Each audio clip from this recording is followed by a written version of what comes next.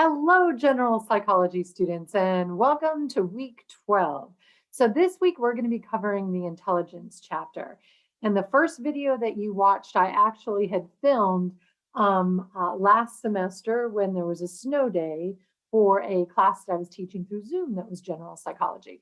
But still go through it. You're going to start about 30 seconds into it. And at the very end of the last video, it says how your exam is on Tuesday. Of course, yours is not.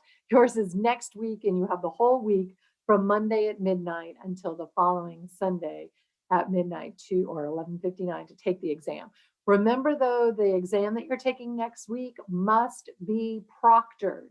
So if you haven't already made, if you're going to do it at Cameron, you just show up to one of the proctoring sites when they're open. If you cannot come to Cameron, then you can do it through Examine or ProctorU or one of those sites.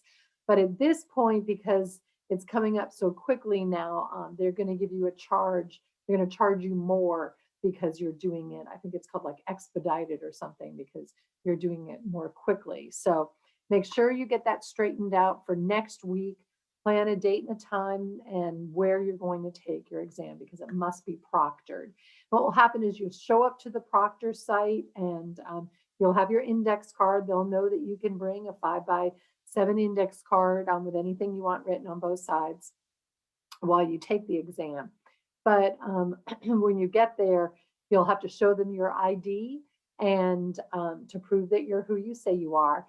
And they will know the special code that they'll need to use in order to get to make the exam accessible to you. So that's exam 3. It'll be next week. But this week, we're covering the intelligence chapter.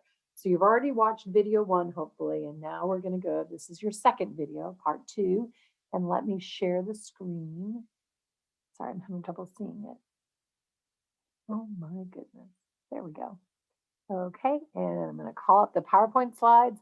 And by this time, you definitely know where all these PowerPoint slides are and where you can get access to it. Yeah, I can get access to it. There we go. Okay, so this is the Thinking and Intelligence chapter. And we are going to begin here. We're going to be talking about the IQ. So you've heard of IQ. You kind of have an idea of what IQ is. What does IQ stand for? It stands for intelligence quotient. And what is an IQ? It's a score that takes into account an individual's mental and chronological age. So let's go through the formula. In order to calculate someone's IQ, you take their mental age and you divide it by their chronological age and you multiply it by 100. Now, what is the mental age? What we're going to do is we're going to give a person a whole bunch of different IQ tests or intellectual tests, and we're going to look at their average test score. And their average test score, that's their mental age. Now, what's their chronological age? That's how many years they've been on the planet. And sometimes it's done with months, sometimes it's done with years. But it's basically like, how old are you? And you're going to take your mental age, divide it by how old you are, your chronological age, and multiply it by 100. So let's go through an example or two because there could be something like this on the exam. So let's say Susie has a mental age of 15 and a chronological age of 12. What is her IQ? So to answer that, you're going to go her mental age, which is 15, divided by her chronological age, which is 12, times 100. So 15 divided by 12 is 1.25. You're going to multiply that by 100, and that would give you 125. Okay, let's do another example. Let's say Jose's mental age is 16 and his chronological age is 10. What is Jose's IQ? So you're going to take his mental age of 16, divide it by his chronological age of 10. So 16 divided by 10 is 1.6. Then you're going to multiply it by 100. So it'll be 160. So make sure you can use this formula. If you don't like formulas or you're not good at memorizing them, make sure that's one of the things that you put down on your 5x7 index card that you can use when you take the exam. Okay, because there are going to be some problems like that. Well, let's look at this question too. If a child's mental age is higher than her chronological age, this means that A, the child's IQ is higher than normal, the child's IQ is about average, C, the child's IQ is lower than average, or D, a mistake has occurred. This result is not possible. If you think the right answer is A, you are correct. So if your mental age is higher than your chronological age, then your IQ is going to be higher than normal. Okay. And Alfred Stambay, he is the one who created the first or one of the first IQ tests. And so we give him lots of credit for creating this. So you want to know his name. Okay, now let's look at the scale because this is a scale of height. When we look at height, let's say we want to figure out how tall women in the United States are. So on this y-axis over here, we've got frequency. I am having trouble with my little pointer here. So you can see on the y-axis, we have frequency here. And then here's height, and height is on the x-axis. And you can see that on average, in other words, where are most women? What's the highest frequency of women? It's actually the name of the median. But in a normal distribution like this, the median and the mean or average are going to match. So that is going to be 5'3". So 5'5". So 5 feet 5 inches is going to be the average height for women. And you can see that the part that's shaded in red, 68% of women, in other words, within one standard deviation of that mean, of that 5 foot 5 inches, 68% of the women are going to be between like 5'3" and 5'7". And you can see what a small percentage of women are over 5'10" and what a small percentage of women are under 5 feet. The frequency of that is very low. Now, why am I doing this with height? That's what we do with IQ. So you can see how the scale looks very similar. Now we're on the x-axis instead of height, we're looking at IQ. So 68% of the people are going to be within one standard deviation of the mean or the average. Now, what is the mean or the average? Well, the way Stanford Binet set up IQ is the average IQ is 100. Now, how do we get a score of 100? Let's go back up to the formula. To get a score of 100, your mental age and your chronological age have to match. So let's say that Sammy has a mental age of 12 and a chronological age of 12. 12 divided by 12 is 1 times 100 is 100. So when your mental age and your chronological age match, that's going to be the most frequent thing that happens. And your IQ score will be 100. But the majority of people, over half the people, 68% of the people, are going to have an IQ score between 85 and 115. Okay? Between 85 and 115, 68% of the people are going to have an IQ score in that range. Okay, now what I'm about to say is going to seem to be talking out of both sides of my mouth. What I'm going to say next isn't going to match what I just said, so I don't want to confuse you, but this is true. If we look at American college students, so we're not looking at everyone anymore, we're just looking at American college students, their average IQ is 120. So you can see they're way over in that red spot that's really high. There are very few people, few people that have an IQ that's that high. But in American college students, that's the average IQ. And if we do American college freshmen, so I know a lot of you taking general psychology, you're a freshman. The average IQ score of American freshmen is 116. So again, way above average. You're in the minority of people now. Okay, so IQ on average, people have an IQ of 100, which means their mental age and their chronological age match. 68% of people have an IQ between 85 and 115. However, college students have a much higher IQ. Among all American college students, 120. Among college freshmen in America, 116. Okay.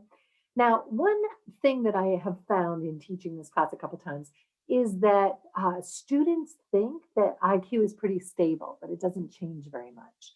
Well, that's just not true, especially during the teenage years. In fact, one study that I was looking at, they followed kids who were from 13-year-olds to 19-year-olds. So from the basically the first time you became a teenager, 13, to the last time you were a teenager, 19. And IQ varied as much as 20 points in either direction during that 6 year time period. And because the frontal lobe is being developed and continually and doesn't really finish developing until about 25, many people believe that IQ is very susceptible to change until that frontal lobe is fully developed. So it's probably until you're about 25 that it can change in either directions. Either direction. And what can you do to increase your IQ? Exactly what you guys are doing now. In college, you are going to constantly stimulate yourself intellectually. You're going to challenge and intellectually your stuff. You're going to expose yourself to lots of different readings, lots of perspectives, lots of different ideas. You're going to learn how to critically think and logically think. You're watching documentaries. So anything that you can do to intellectually stimulate yourself and get exposed to new and different ideas, that is going to help you increase your IQ, develop your critical thinking skills and your reading ability and your ability to listen and understand higher order operations. So being in college is a great place to grow intellectually. And if you're a traditional age student, you're doing it when your IQ is very malleable. So it's a great time to do it. Okay, so we've kind of talked about that 68% of the people are between 85 and 115. That's out of the whole population. Now let's talk about the people who are way down on this end here.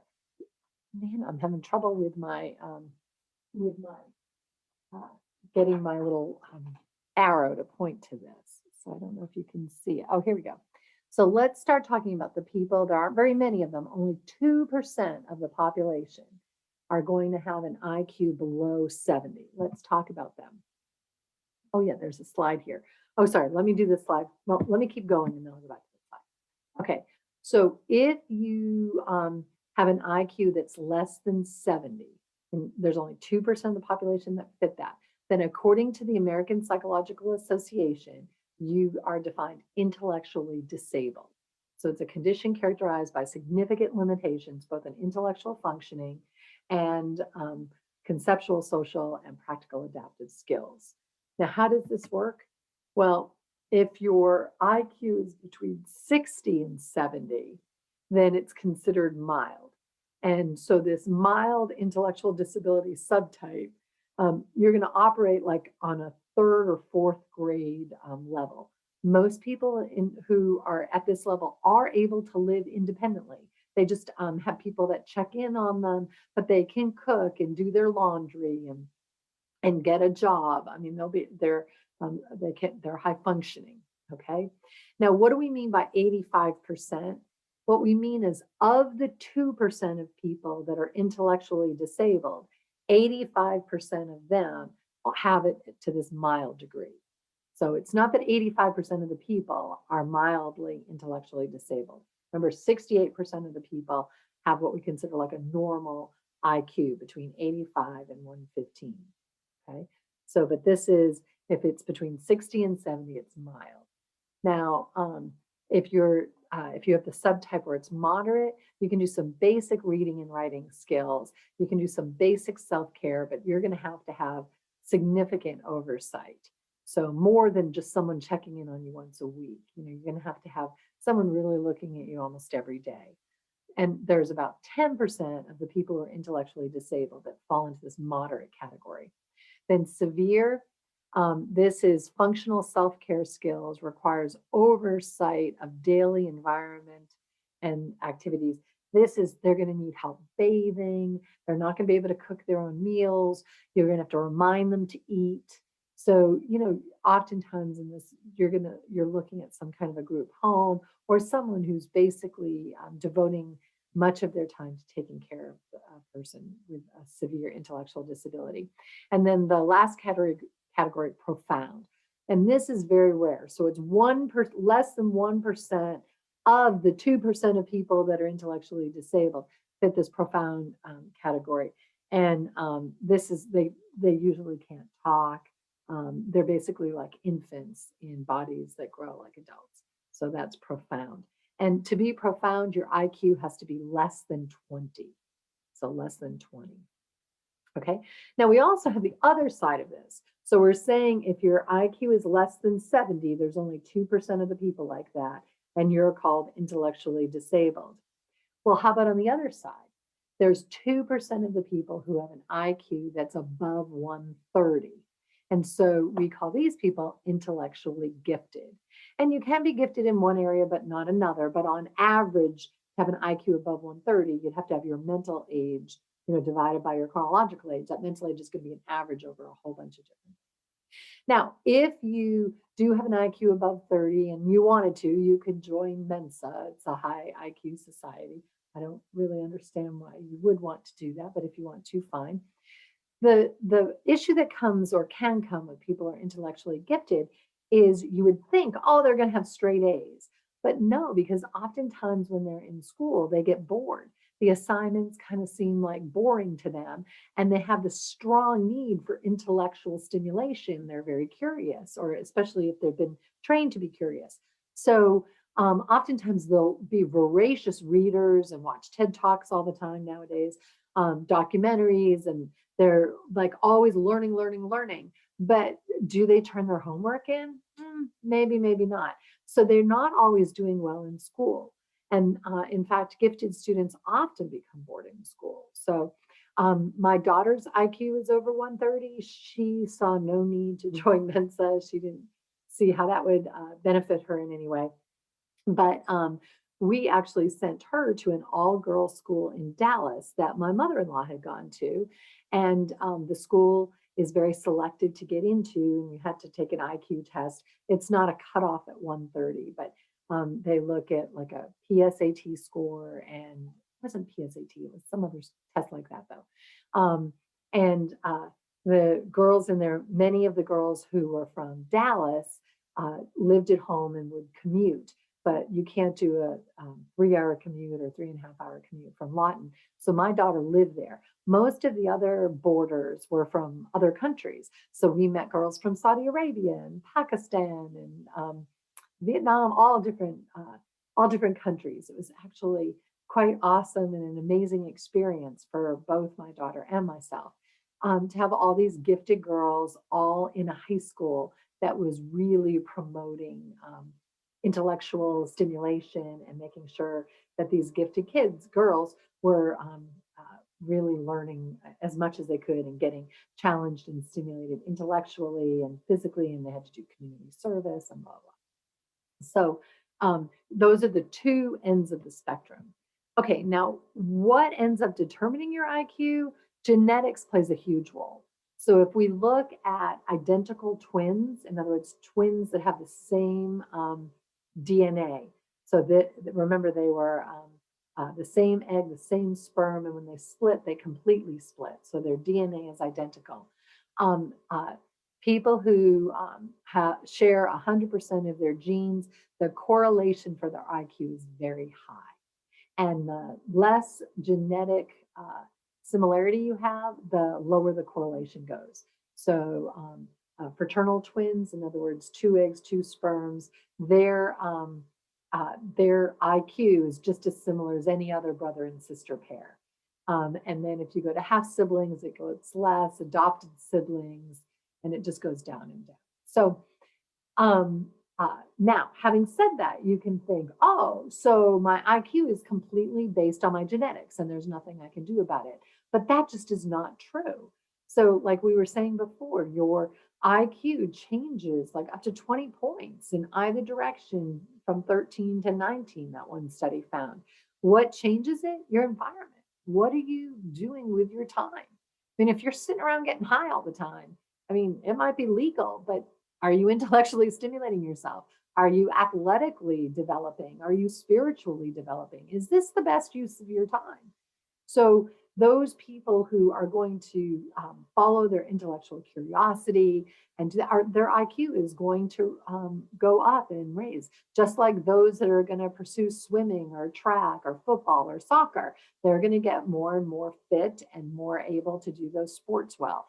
Just like those who spend a whole bunch of time practicing piano are going to become really good at piano, or practicing another musical instrument are going to get really good at that. Those that spend their time reading spiritual materials and praying and meditating, they're going to become very gifted at that. So IQ, we're focused in on intellectual ability, but if you spend time developing that, you are going to have a higher IQ. So genes tend to give us a range, and then where you're going to be on that range is going to be based on the environment, what you do with your time. Okay. So that is all that we have for this chapter. And next week, you'll be taking your exam, and your exam will cover the learning chapter, the memory chapter, and this intelligence chapter. I do want to warn you, I think I've said this before, but this exam is heavily weighted toward that learning chapter. So almost half of the questions are really from the learning chapter, and the other half of the questions are from the IQ chapter and the memory chapter. And from only about half the class did the discussion board over classical conditioning.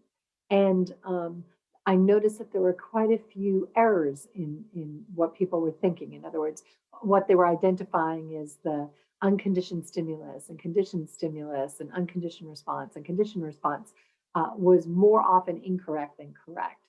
So I think it's a really good idea to go back and look at those videos, to go back and look at the examples that I've given.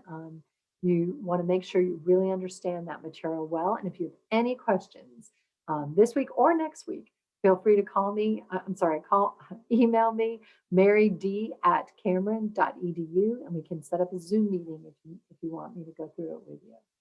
All right, have a good week with the intelligence chapter, and next week's the exam. All right, thank you.